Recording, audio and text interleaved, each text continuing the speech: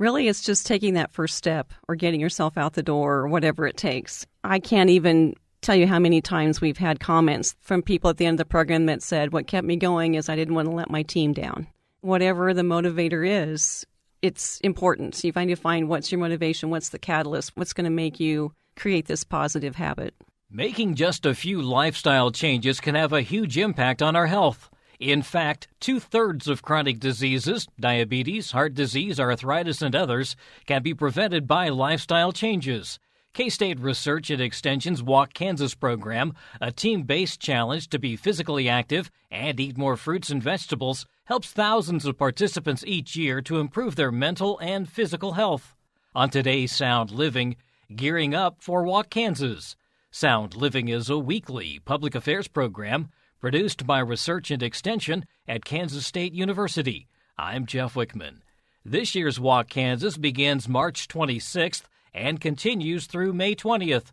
State leader of the program, Sharolyn Jackson, says the program is designed to help people make lifestyle adjustments that will improve their overall health and well-being. Sharolyn, Walk Kansas 2023 will be here before we know it, kind of near the end of March this year is the official kickoff. It'll run through May 20th. And let's just, start by covering the basics. This is a team-based program. It is primarily team-based, and it was founded on the concept that if 6 people would meet the minimum guidelines for physical activity, which is walking moderately for 150 minutes per week, over 8 weeks they could collectively and virtually walk across the state of Kansas, which is 423 miles. So that's how we formed this. Some people ask, why is 6 the magic number? Well, that's kind of where it all started, and we've just kept that. So that's what it was based on. And the teams, like I said, are 6 people. One serves as a captain who agrees to kind of, like a captain does, kind of cheers on their team, motivates them, keeps everybody in touch,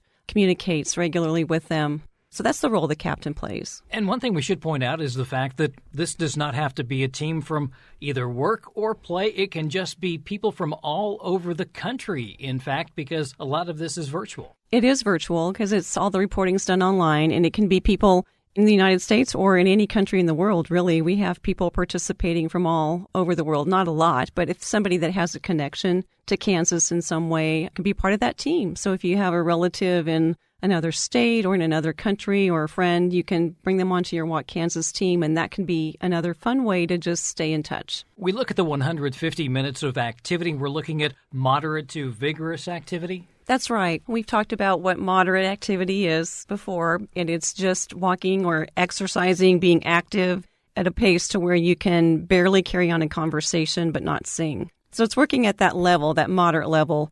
Vigorous activity is where you can maybe say a few words, but you might have to, if you want to say a sentence, you're going to have to stop and catch your breath in order to do that. So those are easy ways. You can get a lot more technical with it, but those are easy ways to tell what's moderate and what's vigorous. And why do we want to reach that level? What's the payoff of reaching that level? Well, the payoff is more in your cardiovascular health, your overall fitness, and it just has lots and lots of benefits. And so it's really that cardiovascular, getting the oxygen to your organs and improving circulation, those kinds of things. And they're actually starting to do some research now that's showing that even doing this in shorter bouts, reaching that vigorous level is good for us. Yeah, so we've talked for many years about adding intervals. When we talk about an interval, it's just doing an activity or doing what you are at a little higher intensity level and how that's beneficial. Well, the research now is starting to point us more down that track, saying, yeah, that really is important. That really is helpful. And it can be something just so simple as if you're out walking, that maybe 3 or 4 times during your walk, you pick up that pace to a speed walk or even maybe a jog for 30 seconds at a time. And then you go back to your regular pace, your moderate activity pace, and then you pick that up again. Or if you're walking out in the country, maybe it's you monitor that by telephone poles. You walk from one pole to the next, and then you pick up the pace to the next pole and just alternate back and forth. And that really can improve your fitness and your cardiovascular health. Does it matter how long we go for each session while we're out trying to get these minutes? Those recommendations have changed. We used to say it had to be at least 10 minutes consecutive.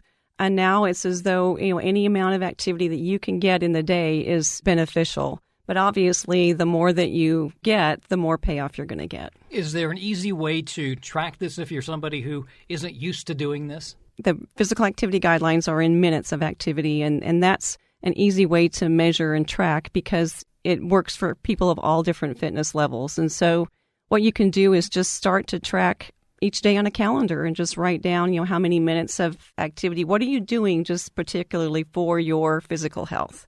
Not necessarily every time you walk like on campus from building to building, but what are you taking 15, hopefully 30 minutes a day where you just do something dedicated to improving your health? Is that what you're finding is a lot of people do that? They just schedule this into their day? That works really well. That's probably a secret into making sure that it happens, because if you don't plan, then oftentimes you're not successful. So setting some time aside, it can be maybe 3 10-minute segments during the day. If you're at work, maybe taking your breaks to go on a walk or get some activity, or when you get home, whatever works for you. We're all different, and we all have different lifestyles, so we have to figure out how to fit it in. That's one of the things that's nice about the program is the fact that you can do this at any level. If you're a beginner who doesn't do a lot of physical activity, or if you're someone who that's just part of your ritual, it's what you do, you like to be physically active. And this really kind of meets all those needs. It does. It's flexible. It's a very adaptable program. And so we talked about meeting the minimum guidelines for physical activity. But as a team, if you participate in Walk Kansas, you can choose between different challenges. So challenge 1, the trail will take you down that 423 miles through the 8 wonders of Kansas that you'll explore through our online system. And that's the 150 minutes per week. If the team decides, hey, I want to work a little more, a little harder, challenges you to get 4 hours of activity per week per person. And then challenge 3 is a challenge for 6 hours of activity per week per person. So that way you can set a goal and whatever your team collectively feels like is what they want to work toward. And if you don't feel like being a member of the team, or if that's just not possible, we do have a solo trail that you can go on your own and just participate as a solo member. There's also a way where you can count some of your strengthening activities as well, because that's another area that we need to focus on, especially those of us that are over 50. Yes. Well, those of us that are over 50 need to make a more conscious effort. It's good for everybody, but I think when you get older, you feel that fitness, that natural fitness starting to deteriorate somewhat. So you really have to work at it to keep that mobility and keep your strength up. But the physical activity guidelines also include a recommendation to do at least 2 days where you do strengthening activities. You do want to have a rest day for muscles in between. So a minimum of 2 days, ideally 3 days a week of strengthening activities. And there's a place just to check, did I do strengthening activities on that particular day? And part of this also is educational, because if you don't really understand how to do these strengthening exercises, there's materials that can help you with that too. That's right. It will offer some tips and instructions how to do that through our weekly newsletters and also through the Walk Kansas website on how to do basic strengthening activities at home without special equipment. How can you do those successfully and safely? And they're basic kinds of things you can do to get started in strengthening activities. We had mentioned earlier that there was the vigorous activity being incorporated, but there's also some other things you're doing this year. That's right. We always have a healthy eating focus to the program as well, and we ask participants to log the amount of fruits and vegetables they eat per day, the number of cups of fruits and vegetables. The reason for that is because we fall drastically short of meeting the recommendations, and we found that that's an area of Walk Kansas we see a lot of positive change.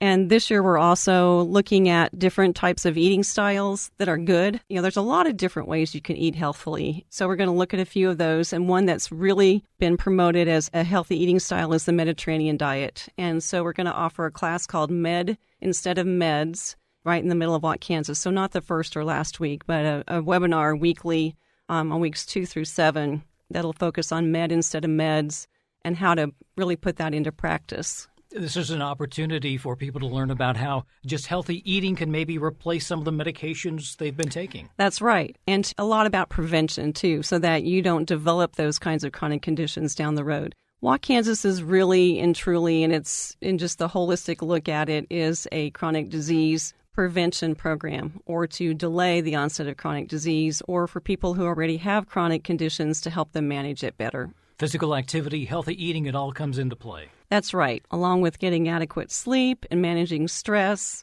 all those kinds of things that come into play. We talk about all of that in our programming and the educational part of the program through the newsletters and the programming that we offer to participants during those 8 weeks. We often talk about that as being just our overall well-being. That's right. It's total wellness. It's a whole approach. Includes mental health, physical health, healthy eating, physical activity, adequate rest, managing stress. Those things are really helpful for both your mind and your body. I also want to mention one of the reasons why we keep this program going, and that's that 2/3 of chronic disease can be prevented by lifestyle changes.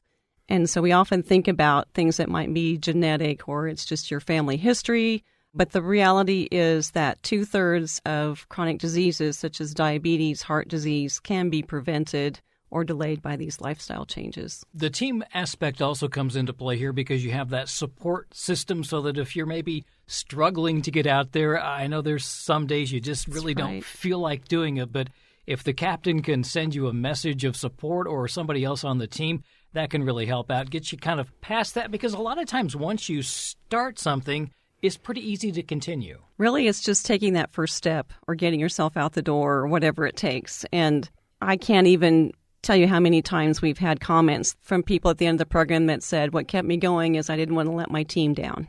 So that's whatever the motivator is, it's important. So you need to find what's your motivation, what's the catalyst, what's going to make you create this positive habit. And that's really one of the reasons why this is an 8-week program, is because it gives people a chance to really make some of those lifestyle adjustments. That's right. It's long enough to actually create a new habit and to solidify that, to make that feel like it's part of your routine. You're seeing that also then on the healthy eating side as well, that people are continuing to eat healthier following the program? Right. Physical activity, healthy eating, all these things kind of ebb and flow in our lives. There will hit times when you really kind of feel like you're in a rut and maybe you're not engaging in those healthy behaviors as much as you'd like to or that you feel like you should. That often happens to us over the holidays. And it happens to us over the winter months when it's cold outside because a lot of us like to be more active outdoors.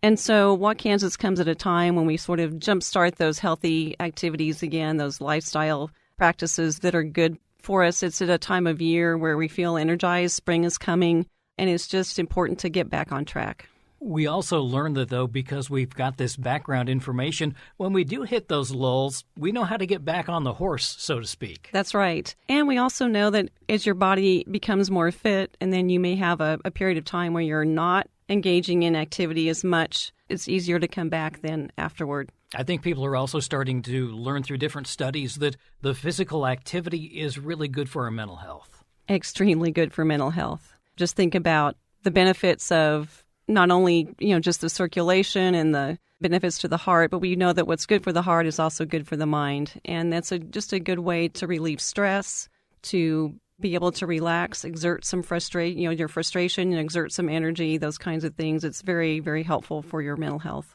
We're not really at the sign-up part yet, but people should be thinking about getting their teams together, thinking about whether they want to keep the same team name they had last year or go with something more clever this year. I know sometimes the names get pretty clever, but all of that is kind of down the road. For right now, just really think about the program and being involved. That's right. And just to know, it starts March 26th, so we try to have registration open for the month prior to that. So hopefully by the end of February, you can start registering your team, getting organized, and start thinking about what goals you want to work toward, realizing, too, that the best activity is what you're going to actually do. And so set a realistic goal, and if you're really a couch potato, it doesn't make good sense to go for Challenge 3 if you need to really get started at that entry level.